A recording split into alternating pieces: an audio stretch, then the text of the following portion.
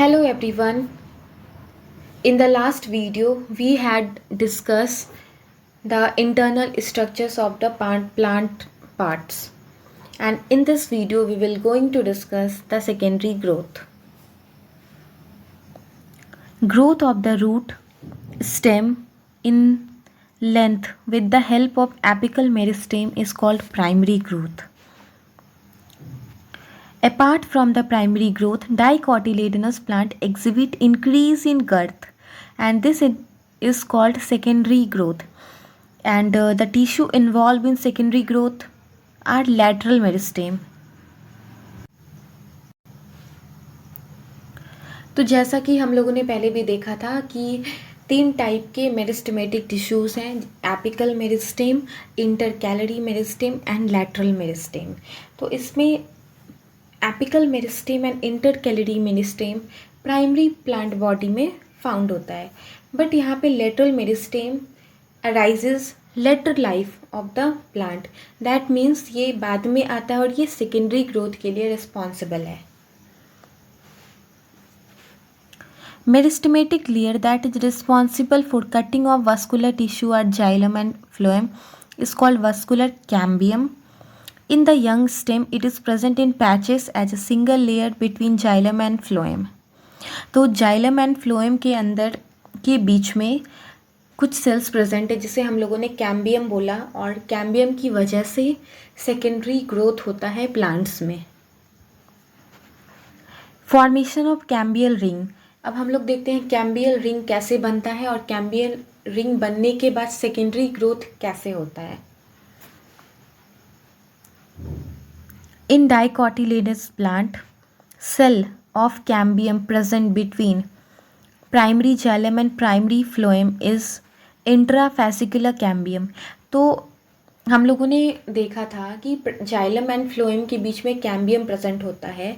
वो open type of vascular bundle है और वो डाइकोटिलेडनस प्लांट में मिलता है, उस टाइप का अरेंजमेंट. तो यहाँ पे जो फ्लोएम एंड जाइलम, जैसे जाइलम एंड फ्लोएम के बीच में जो कैम्बियम प्रेजेंट है ये है इंट्राफेसिकुलर कैम्बियम, इन दोनों के बीच में प्रेजेंट है. नेक्स्ट आते हैं सेल ऑफ मेड्यूलरी रे. हम लोगों ने देखा था मेड्यूलरी रे फॉर्म होता है इंटरनल स्ट्रक्चर्स में. Adjoining these, intrafascicular cambium become meristematic and form interfascicular cambium, and a continuous ring of cambium is formed. That means कि एक जाइलम, दूसरा वस्कुलर बंडल और पहला वस्कुलर बंडल, इन दोनों के बीच में कैम्बियम प्रेजेंट है. ये this one is intracellular cambium.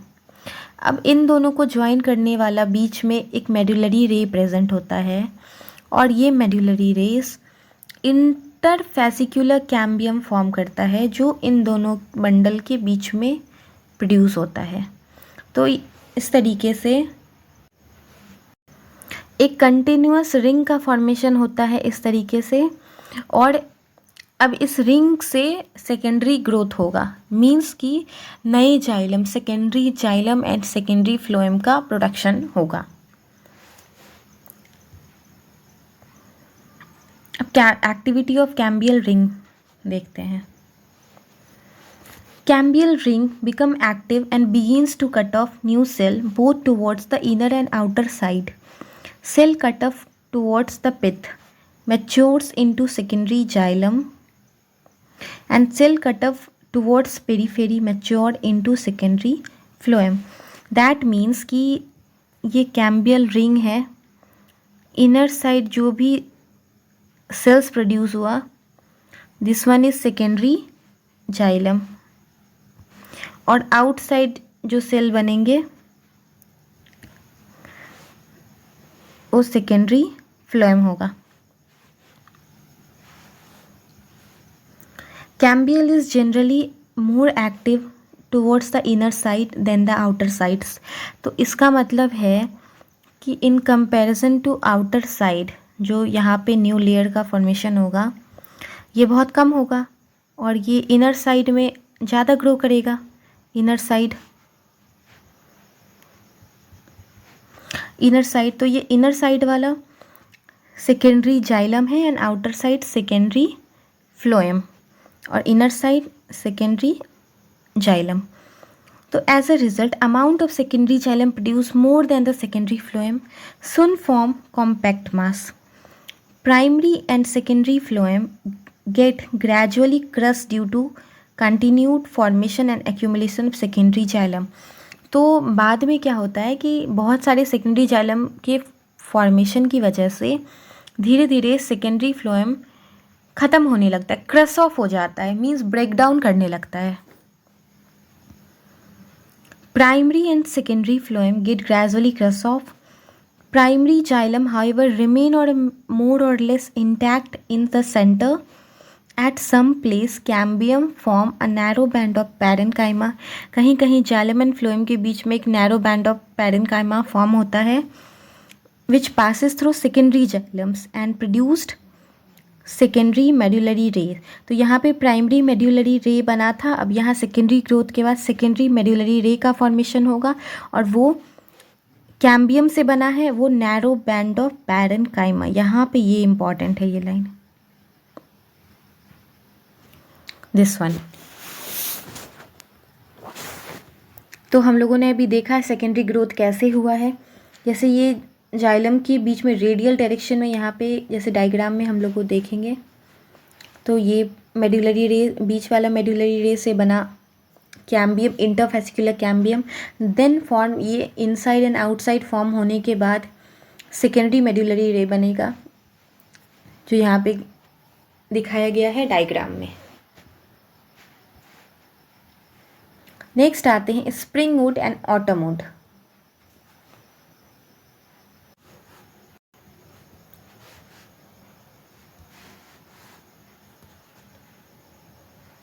The activity of cambium is under control of many physiological environmental factors. Temperate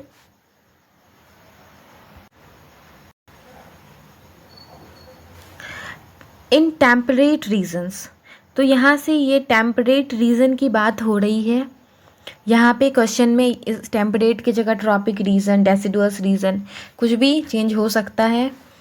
Climatic conditions not uniform throughout the year. Spring season में cambium is active. Cambium is more active than autumn season and produce large number of xylary element having voider cavity. तो अगर cambium बहुत active है तो वो बहुत अच्छा xylem produce करेगा, और अच्छा जाइलम प्रोड्यूस करने का मतलब उसका ल्यूमेन बहुत वाइड होना, क्योंकि जितना अच्छा जाइलम होगा वो उतना ही वाटर का कंडक्शन करेगा, और जितना ज़्यादा वाटर का कंडक्शन करना होगा वो उतना ही वाइड होगा उसका lumen. Then the wood form during the seasons are spring और early wood. In winter cambium is less active and few xylary element and have narrow vessels and is called autumn or late wood.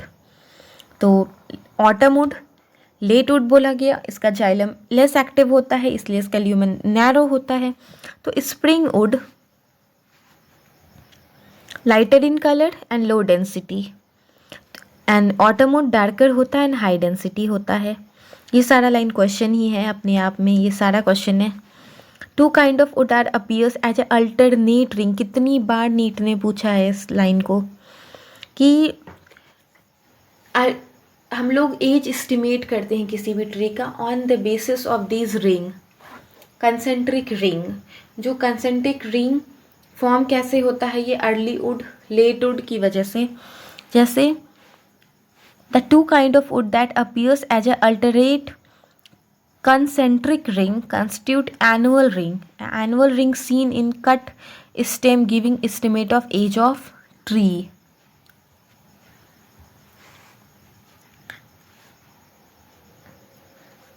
Next comes to heartwood and sapwood.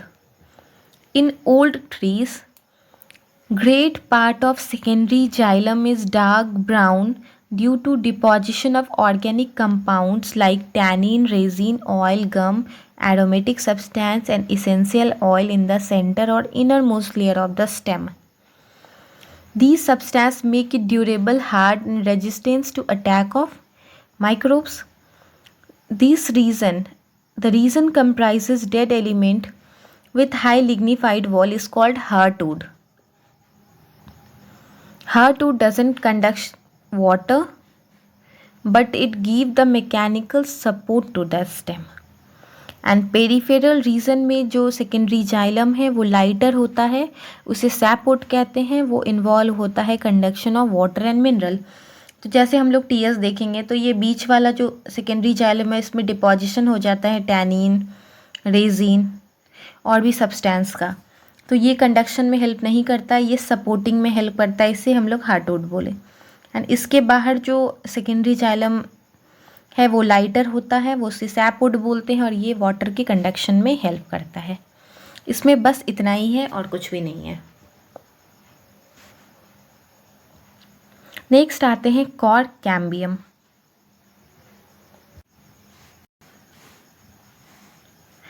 As the stem continue to increase in girth due to activity of vascular cambium, outer cortical and epidermis layer get broken and need to be replaced to produce new protective cell layer. Sooner, another meristematic tissue called cork cambium or phellogen develop, usually in cortex region. This is the question. जब growth होता है, after the growth और secondary growth, इस stem में outer epidermis layer और cork layer means cortex layer, epidermis and cortex layer get degenerated. ये दो layer degenerate करके एक न्यू लेयर का फॉर्मेशन करता है जिसे हम लोग कॉर्क कैम्बियम और फेलोजन बोले. उसके बाद ये कहाँ पे, यहाँ से क्वेश्चन बनता है कि कौन सा दो लेयर ब्रोकन हुआ, तो आउटर कॉर्टिकल लेयर और एपिडर्मल लेयर. दूसरा कि कॉर्क कैम्बियम कहाँ किस रीजन में फॉर्म हुआ, तो कॉर्टेक्स रीजन में. ये इंपॉर्टेंट. उसके बाद नेक्स्ट आते हैं phellogen is a couple of layer. अब यहाँ पे फेलोजन इस लेयर का की प्रॉपर्टी देखेंगे हम लोग. तो phellogen is couple of layer means it is not a single layer, it is a couple of layer made up of narrow thin wall and nearly rectangular cell का ये बना होता है. Phellogen cut off cell on both side. तो ये दोनों अपने दोनों साइड सेल प्रोड्यूस करता है. तो आउटर साइड जो प्रोड्यूस करता है वो कॉर्क और फेलम, और इनर साइड जो प्रोड्यूस करता है वो out secondary cortex and phelloderm. Cork is impervious to water. तो आउटर लेयर जो कॉर्क है उसमें सुबेरीन का डिपोजिशन होता है, that's why it is impervious to water. Inner layer में आएंगे तो सेल ऑफ सेकेंडरी कॉर्टेक्स और पैरेनकाइमेटस. सेकेंडरी कॉर्टेक्स पैरेनकाइमेटस होता है. दिस इज अ क्वेश्चन, ये भी यहाँ से क्वेश्चन है. और इन तीनों लेयर को मिला के हम लोगों ने पेरिडर्म बोला. Due to activity of cork cambium, pressure built up on remaining layer periphery to phellogen. That means कि कॉर्क कैम्बियम में प्रेशर डेवलप होने की वजह से remaining layer peripheral to phellogen ultimately die. Phellogen के बाहर वाला लेयर हट जाता है, डाई हो जाता है फाइनली. ये क्वेश्चन है. यहाँ से ये क्वेश्चन बन सकता है कि फेलोजन के बाहर वाला लेयर मीन्स कौन सा लेयर, मीन्स कॉर्क वाला लेयर. और कॉर्क वाला लेयर क्यों डाई होता है, क्योंकि कॉर्क कैम्बियम में प्रेशर डेवलप होने की वजह से. यहाँ से ये क्वेश्चन आ गया. नेक्स्ट आते हैं, एक टर्म है बार्क. बार्क क्या होता है, तो वस्कुलर कैम्बियम के एक्सटीरियर में जितने भी लेयर्स प्रेजेंट है वो सारे included into barks. That means bark is a non technical terms refers to exterior tissue exterior to vascular cambium. Therefore, it includes secondary phloem also. Bark refers to number of tissue type via periderm, secondary phloem. Bark is formed in early season. Early season में जो bark हुआ वो early और soft bark. End of the season में produce होने वाला late और hard bark. ये यहाँ से ये टॉपिक बार्क से रिलेटेड एंड होता है। यहाँ पे मेनली एक ही क्वेश्चन यहाँ से बनेगा कि बार्क इंक्लूड्स व्हाट। तो bark includes secondary phloem and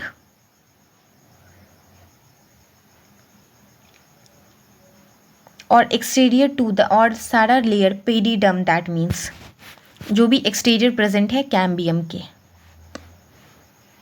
अब यहाँ से इस डायग्राम में आते हैं। तो ये डायग्राम का सीक्वेंस बस याद रखना है कि एपिडर्मिस ये वाला पार्ट है, एपिडर्मिस याद रहेगा आउटर है, बट यहाँ पे ये याद नहीं रहेगा कॉम्प्लीमेंट्री सेल्स। तो कॉम्प्लीमेंट्री सेल्स प्रेजेंट होता है upper side and cork cambium lower lateral part में प्रेजेंट होता है and secondary cortex lower most. बस सीक्वेंस याद रखना है कि कौन सा लेयर कौन सा है। नेक्स्ट आते हैं at certain region phelloderm cut off closely arrange phellogen cut off closely arrange parenchymatous cell on the outer side. तो फेलोजेन आउटर साइड में कुछ पैरेन्काइमेटस सेल प्रोड्यूस करता है instead of cork cell.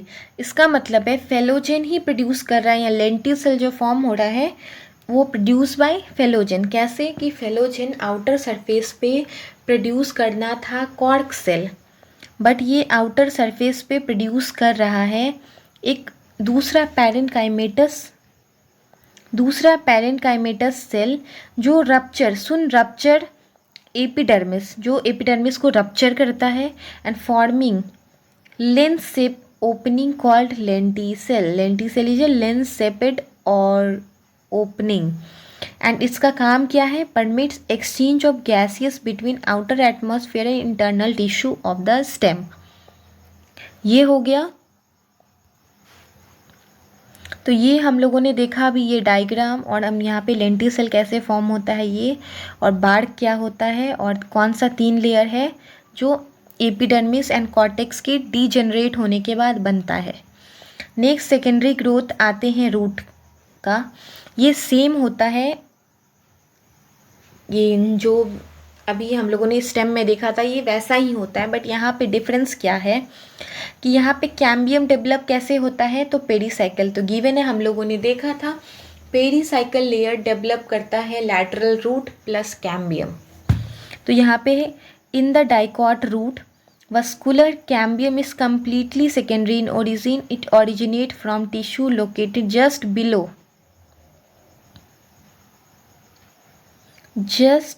the phloem bundle, a portion of pericycle tissue above protoxylem forming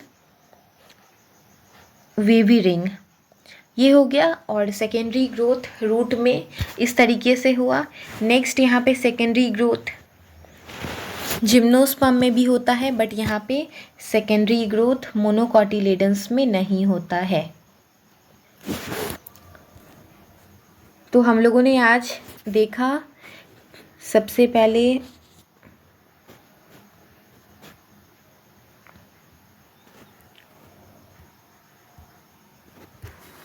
secondary growth हम लोगों ने देखा कैसे फॉर्म हुआ है।